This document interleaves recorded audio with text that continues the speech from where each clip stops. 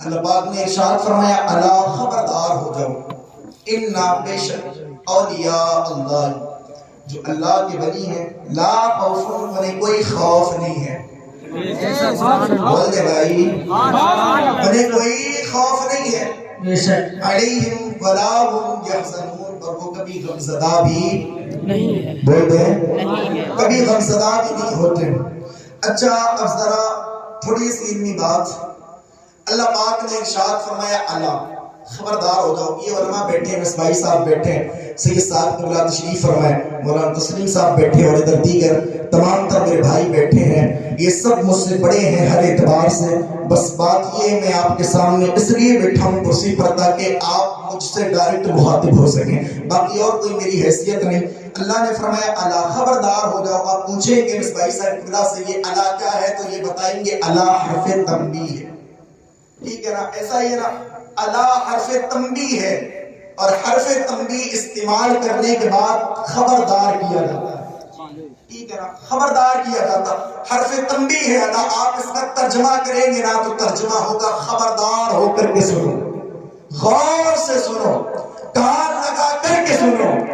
اب دیکھنا یہ ہے اللہ کا قرآن کہتا ہے خبردار ہو کر کے سنو کان لگا کر کے سنو غور سے سنو اس کا ذکر کرنے والا ہے میرا مولا کہ خبردار کر رہا ہے لیکن غور سے سننے کے لیے فرما رہا ہے اس کے بعد اللہ پھر اس کے بعد اللہ نے فرمایا انا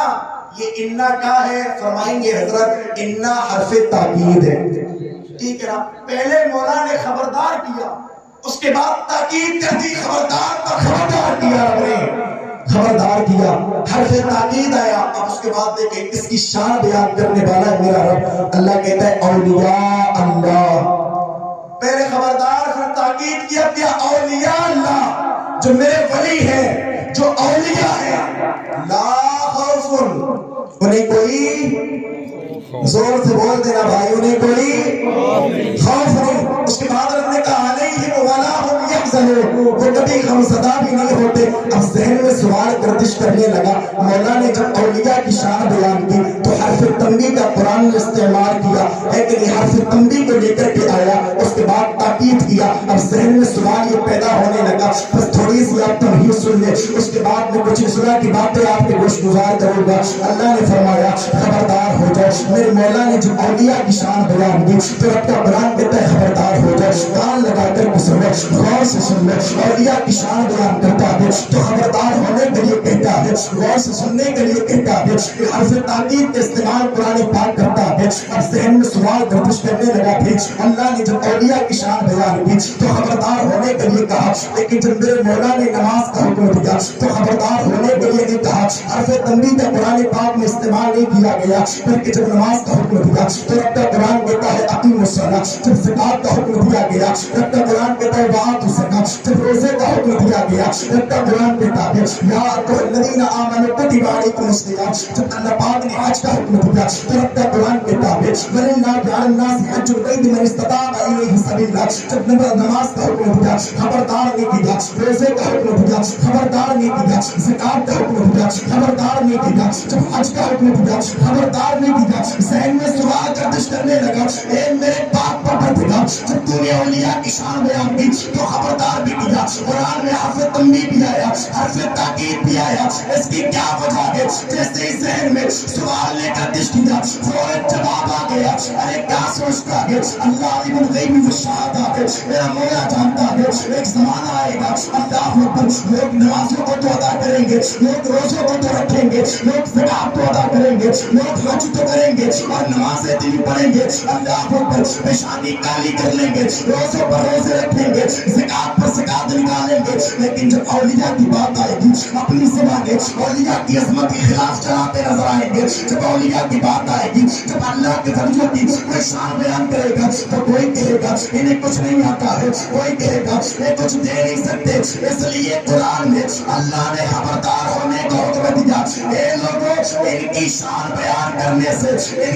ان کی عظمت کے خلاف اپنی زبان دراز کرنے سے قبل یہ سوچ لینا جب ان کی شان ان پہ مالک نے بیان کی ہے تو خبردار کی جائے، اس لیے کہ ان کی عزت بڑی بلند ہے، ان کی عظمت بڑی بلند ہے، اور انہیں مرتبہ کسی اور نے نہیں عطا فرمایا بلکہ اللہ نے عطا فرمایا، اور جس کو میرا مولا عزت دے دیتا ہے اسے کوئی دنیا کا ذلیل نہیں کر سکتا۔ میرا امام کہتا ہے تو گھٹائے سے کسی کے نام گھٹا ہے نہ گھٹے گا، جب بڑھائے تجھے اللہ کا تعالیٰ سبحان اللہ سبحان اللہ، نعرہ تکبیر، نعرہ رسالت، نعرہ وصیت، مسلک اعلیٰ حضرت حضرت علامہ مولانا تحسین قادری صاحب، نعرہ تکبیر، نعرہ رسالت۔ ایک نہیں اولیاء کی شان بیان کی اور اپنے خبردار کر دیا، ان کے خلاف زبان نہیں چلانا۔ اب اچھا ذہن میں پھر دوسرا سوال، تھوڑا سا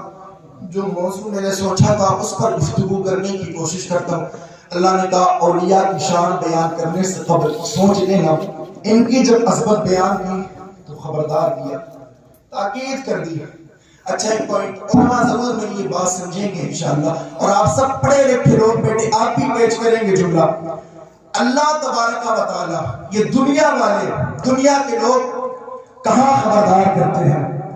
دنیا کے لوگ وہاں خبردار کرتے ہیں جہاں جان کا خطرہ ہوتا ہے۔ ٹھیک ہے نا حضرت؟ دنیا کے لوگ وہاں خبردار کرتے ہیں، جیسے مثالیں میں آپ جب ٹرین آتی ہے تو ایک بلی نما لگائی جاتی ہے اور اس پر کیا لکھا ہوتا ہے؟ اسٹاپ، رک جائیے، ٹرین آنے والی ہے، آگے جائیں گے تو جان کا خطرہ ہو سکتا ہے جان سے ہاتھ دھو بیٹھے آپ، اس لیے آگے نہیں جائیے، رک جائیے۔ ایسے کوئی تالاب ایسا ہوتا ہے جہاں جانے کے بعد انسان کی جان کا خطرہ ہوتا ہے تو وہاں پر بھی لکھ دیا جاتا ہے اسٹاپ، رک جائیے،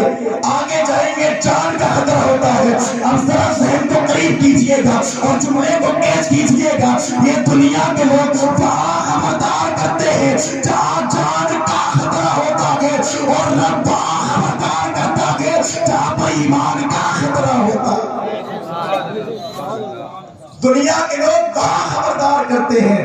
جہاں جان کا خطرہ ہوتا ہے، اور رب وہاں خبردار کرتا ہے جہاں ایمان کا خطرہ ہوتا ہے۔ اس لیے ان کی عظمت کے خلاف کچھ کہے گا بندہ تو ایمان سے ہاتھ دھو بیٹھے گا۔ اب اچھا میں نے کہا اولیاء کے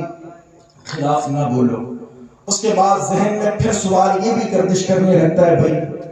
یہ تو بات سمجھ میں آ گئی ان کی عظمت کے خلاف نہیں بولنا ہے، اللہ نے اپنے ولیوں کا ذکر کیا، آخر پتہ کیسے لگایا جائے کہ اللہ کا ولی ہے کون؟ میں ٹاپک پر میں ہے کہ کیسے پتہ لگایا جائے؟ اس لیے کہ دور حاضر کا تو معاملہ یہ ہے، کوئی بھٹو شاہ